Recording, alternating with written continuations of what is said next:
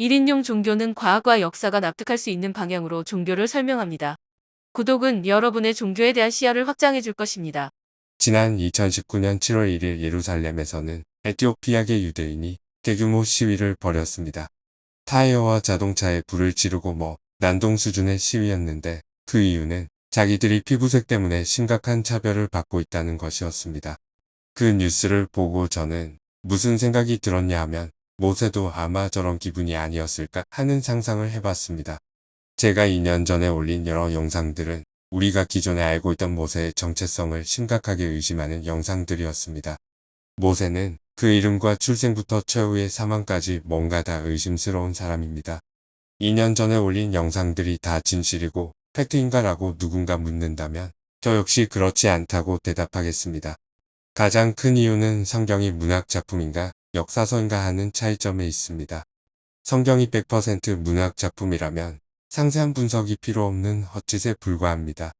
해리포터를 분석한다고 그게 사실이 될 수 없는 것과 마찬가지입니다. 그렇다고 성경을 역사서로 보기에는 객관성이 상당히 부족합니다. 저는 성경을 나관중의 삼국연애 수준의 저술이라고 봅니다. 혹시 여러분 중에 나관중의 삼국연애를 역사로 오인하는 사람이 있을지 모르겠는데 삼국연애는 소설입니다. 다만 역사를 바탕으로 했기 때문에 역사소설인 거죠.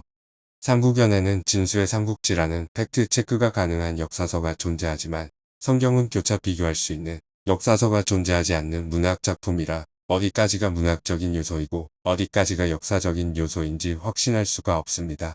저는 성경이라는 시신을 해부하는 과정에서 신이라는 장기는 모두 적출하고 나머지 부위는 역사로 보는 후한 관점을 견지하고 있습니다.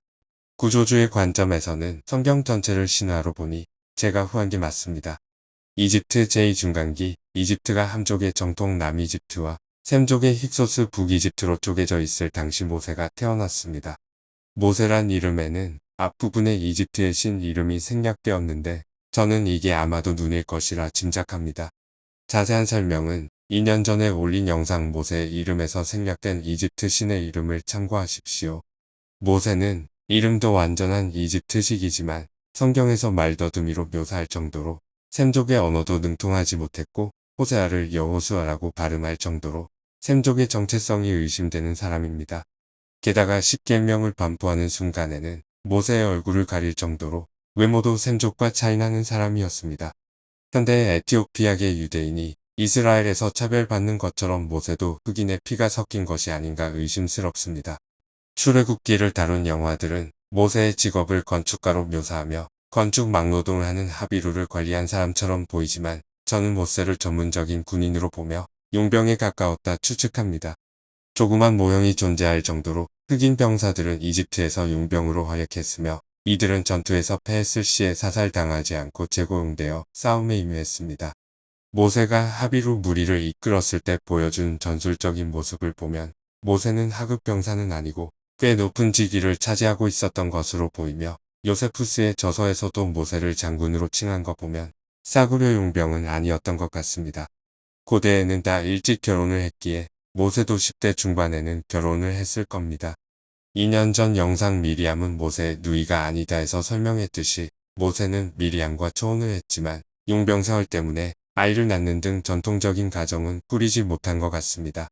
남이집트와 북이집트의 전쟁 중에 모세는 한쪽 진영에 쭉 복무한 것이 아니고 때에 따라 진영을 바꾼 것으로 보입니다. 용병이니 이게 이상한 노릇은 아닙니다. 모세는 남이집트 진영에서도 꽤 복무했던 것으로 추측하는데 그렇게 생각하는 이유는 두 가지입니다. 남이집트의 왕가에서는 기존의 이집트 종교와는 다른 왕가만이 접근할 수 있는 밀교가 생겨났습니다. 그게 바로 아멘 신입니다. 보통은 왕가의 신은 백성들에게 널리 포교하기 위해 신상을 많이 세우는 경향이 있는데 초기 아멘 신은 은밀한 종교의식을 거친 왕가만이 볼 수 있었고 일반 백성에게는 모습이 보이지 않는 신으로 여겨졌습니다.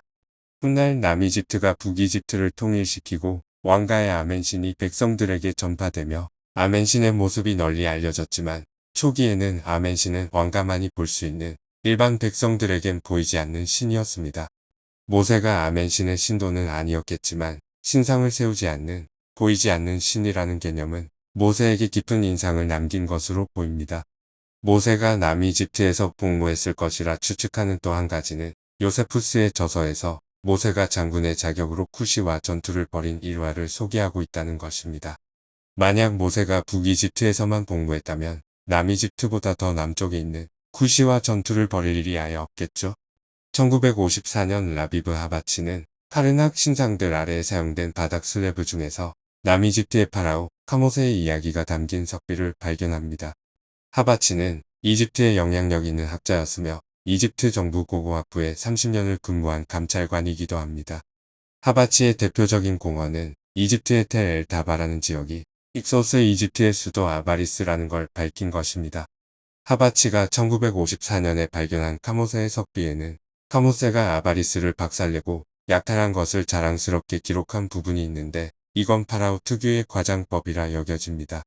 실제로 남이집트가 북이집트의 수도 아바리스를 완전히 점령한 건 카모세 사후 즉위한 동생 아모세였기 때문입니다. 카모세의 석비에 기록된 건 카모세가 아바리스 일부 지역을 약탈한 것을 과장한 것으로 보입니다. 실제 석비에도 이렇게 기록되어 있습니다. 그들이 이집트에 가한 피해들로 인하여 나는 그들의 거처들을 불태우고 영원히 붉은 언덕으로 만들 것이다.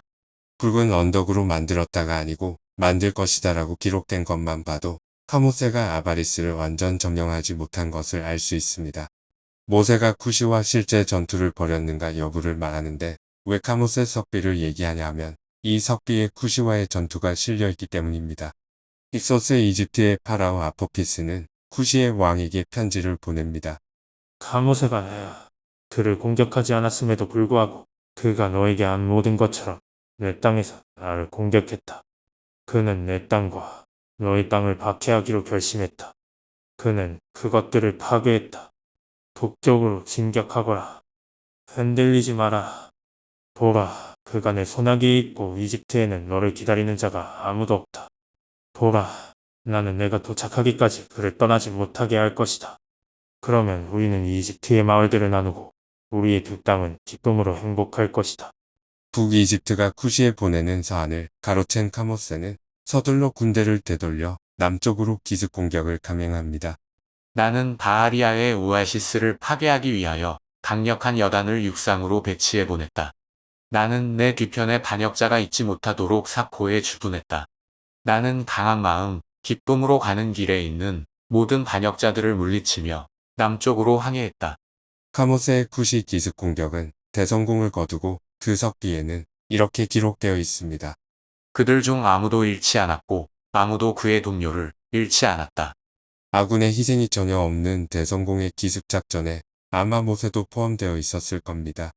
하지만 남이집트에서의 모세의 군복무는 여기서 끝이었습니다.